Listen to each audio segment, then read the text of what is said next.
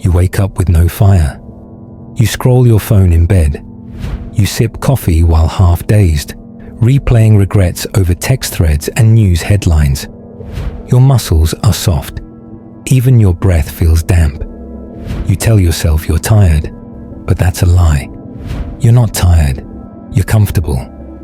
Comfort kills. Dostoevsky would have recognized it. You're trading your edge for ease, your rage for routines, your destiny for a daily dose of mediocrity. But you've sold yourself a lie. That comfort is not only safe, it's life. That addiction to ease isn't weakness, it's invisible prison. You tell yourself you're a victim of traffic, of your boss, of modern chaos. But Dostoevsky cracks that mirror. You chose this cage. Every half-wake hour you swap discipline for distraction. You volunteer as a slave to your routines. Comfort isn't the absence of pain. It's the mother of decay. Men have always fallen this way. Not through violence, but through sedation. A lifetime of predictability, tiny pleasures, and quiet afternoons that stretch into years. A culture of rest becomes a culture of collapse. The screams for comfort echo until the fire shrinks to ember. Dostoevsky wrote characters enslaved not by tyrants, but by their own chains, chains they begged for. They lost passion, purpose, spine. They didn't even know they were alive until they lost everything.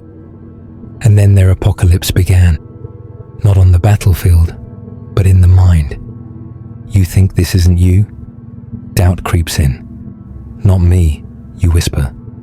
But every apology, every delayed dream, every drained morning breathing through pain, not presence, that's your confession. You tell yourself, I can't, but you're lying again. Because you can. You just won't. The reason is easy. Comfort feels better in the moment. You'd rather numb out than charge ahead. You'd rather flick through feeds than build your voice. You'd rather lay your head on a pillow than feel fear, the only heat that can reforge the steel inside you. Masculine weakness begins here, with addiction to the soft, the safe, the predictable. That's what Dostoevsky called slavery of the accustomed, not the rigid iron bars, but the everyday feather bars, silk prison. And you repeat this sacrifice, bite by bite, until you wake old and soft, with regrets rigid and sharp. You whisper, I had potential, but the echo returns. You never used it. That's not tragedy, it's choice. And so is the alternative. Because deep inside you still feel it, a shadow of the man who could rise, that little heat in your chest when you dream of more, the tension in your shoulders when ease sedates your ambition, the ghost of a fire that once moved you. So here's the opening scene of your return. Notice the comfort, name it, call it out. Say, this is not my ally, it's my enemy. That mindset is your first strike. Then, when your mornings whisper, rest, you refuse. You place your feet on the cold floor and stare into the day and say, not today. When your routine nudges you toward screens, you resist. You squeeze in silence, solitude, training. You don't wait for motivation. You show up first. Fear, fatigue, doubt. Nothing changes that. You begin building a discipline that bleeds into everything. Not for content, not for show, for ownership of your body, your mind, your time. You stop apologizing for guarding your energy. You stop accepting it's fine as an excuse. Dostoevsky's men faced far worse than boredom. Prison, ruin, inner torment. Yet their last betrayal was themselves. They surrendered not to enemies, but to weakness, and it destroyed them. That's your crossroads. Not if today is hard. It will be. Hard rises to meet you. But do you collapse or stand? You stand. Now, this isn't motivation. It's a summons. The summons to wake, to feel, to choose discomfort, to light that fire within and never let comfort smother it. You've softened, not in one moment, but in 1,000. Not because you chose comfort, it seduced you. A warm bed at dawn, a dozen scrolls before your mind even wakes. Avoidance of tension disguised as living easy. You told yourself it was rest, that it was deserved. But Dostoevsky would call that quiet death. You surrendered your edge in the name of sleep. That surrender isn't benign. It feeds on every part of who you could be. It eats your integrity. Every time you bail on a workout you planned, you degrade your word. You break trust, with yourself first, then with those who count on your presence. Integrity demands you do what you say, even when no one's watching and the world offers escape. Comfort steals that. It steals your relationships. Let's say you promised her you'd be home early, then you blink and it's midnight. You promised your son you'd coach his game, but fatigue stole your effort. You promised yourself a project, a morning meditation, a consistent habit, but every time comfort rings, you answer without question. That's debt, emotional debt, structural debt. It erodes connection. People perceive you as flaky. You become predictable in your absence. And when people can't rely on you, they stop trusting your presence. Love becomes conditional because you made it so. It steals your legacy. You wake thinking, if I keep this up for years, it'll add up. So you plan for resignation instead of dominance. You whisper ambitions so vague they dissolve overnight. Because comfort convinces you it's better to be comfortable than to be legendary. Dostoevsky saw men collapse not under external force, but under the weight of their own quiet decay. He wrote, "Man only likes to count his troubles. He doesn't calculate his happiness."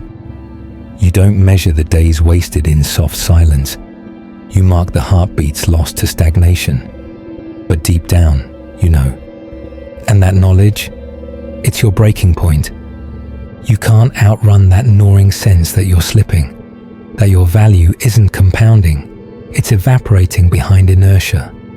Friendships grow shallow, work grows stale, your body shrinks, your mind forgets, your heart sleeps.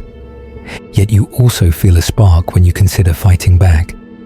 That flash of memory from the man you were capable of becoming. The one who lived through something. Training, sacrifice, structure, mission. That spark demands fuel. It wants pain. Deliberate, chosen pain. So you gather your tools. First, rigor. You set uncompromising lines.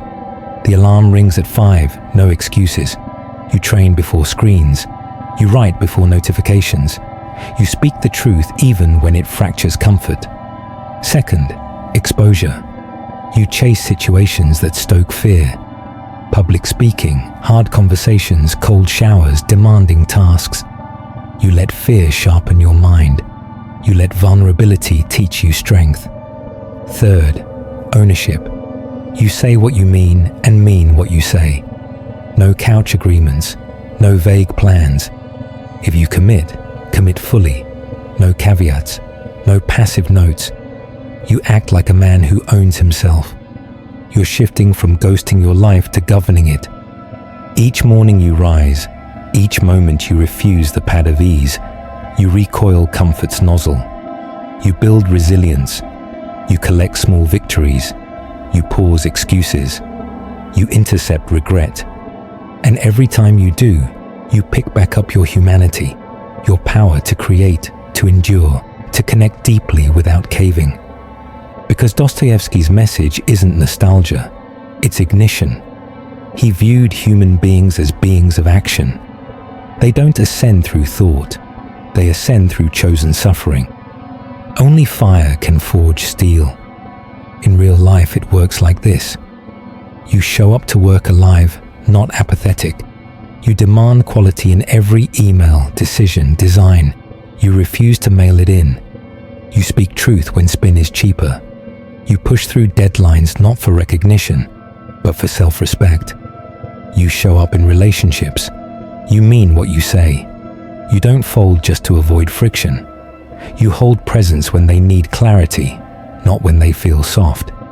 You shut down silence with presence, not explain it away. You don't distance, you ground them. You show up for your health. You don't crash your body with easy meals. You don't retreat from reps at fatigue. You don't rationalize absence. You occupy your body with discipline because your body is the first home of your sovereignty. You show up in the unseen. You stay when it's lonely. You keep working when motivation dies. You don't pause until midnight, not because someone's watching, but because you know that when you stop waiting, greatness begins. And this is transformation. Not manic, not performative. It's ordinary ferocity. It means living so deliberately that comfort feels offensive, that ease shrinks in your presence, that softness flees when you clear space for tension. You become a man who gravitates toward work, not away from it, toward discomfort, not away, toward truth, not avoidance. Let me let you in on a secret. You are stronger than you think, but strength grows only when tension interrupts complacency. You will not outrun comfort with willpower, but you will outlive comfort with structure. Here's where it becomes real. Tonight, before bed, write down one small habit that has faded, one promise you broke, one area where you choose ease over presence.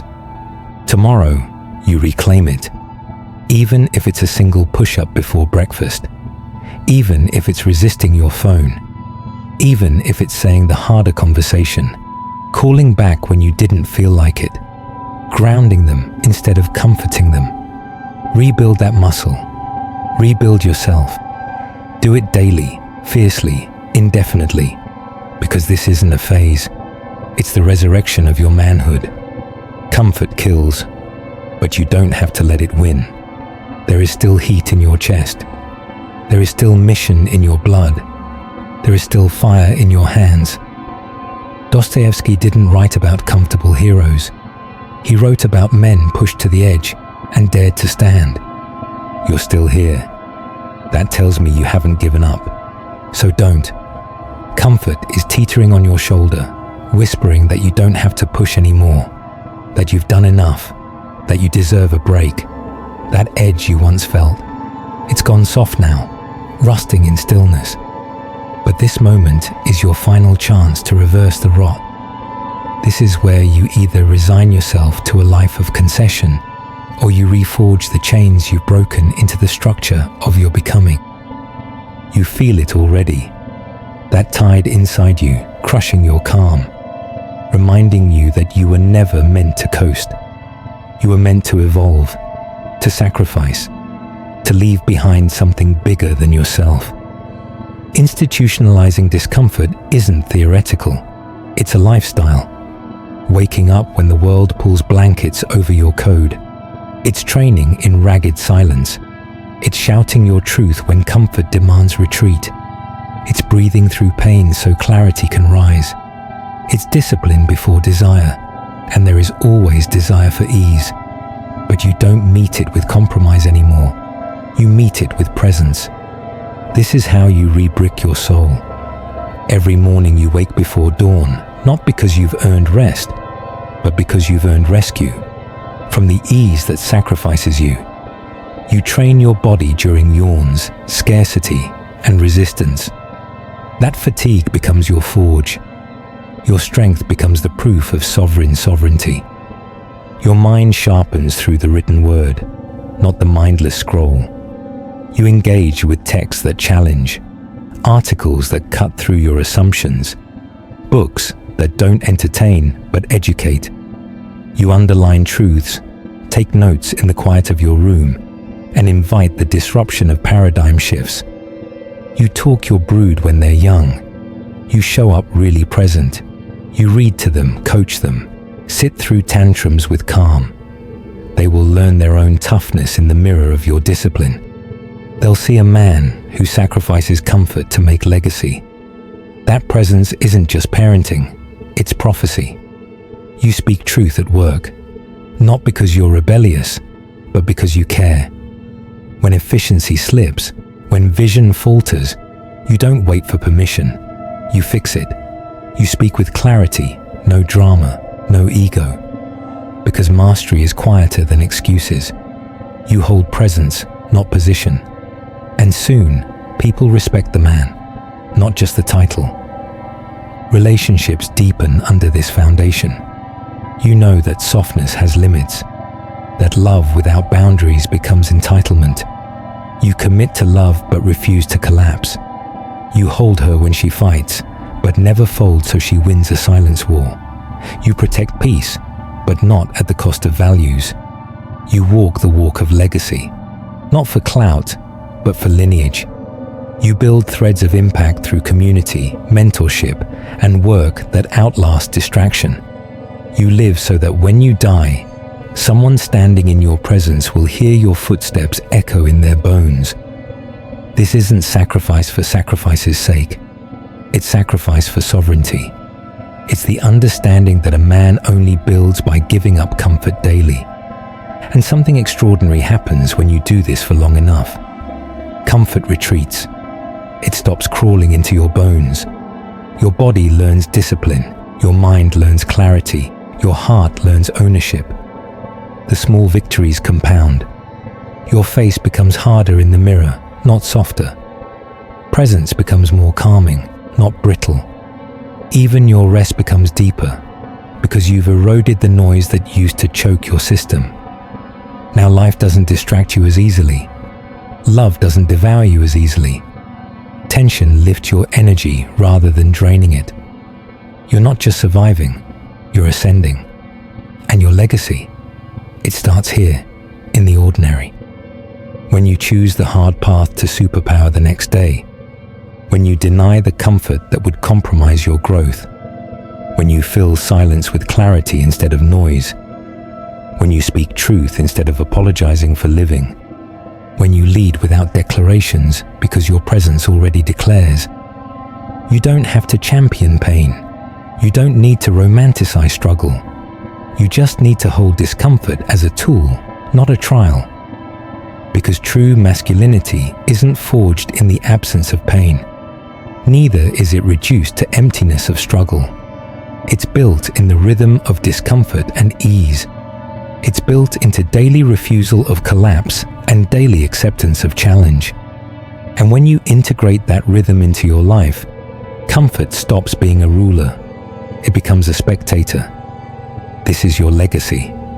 This is how you leave the world, not with rumors of who you wish to be, but with witness to the man you became. This is your ascension, from slave of comfort to sovereign architect of your fate. You didn't come this far just to coast. You didn't feel the shift coming just to return to the old routine. You didn't digest this message just to scroll away. If the words landed, not as hype, but as hammer, you owe it to yourself to declare your stand. Let it echo. Let it orient you away from the old you and toward the one you're forging. If you're ready to walk this path with more than intention, hit like and subscribe to the channel.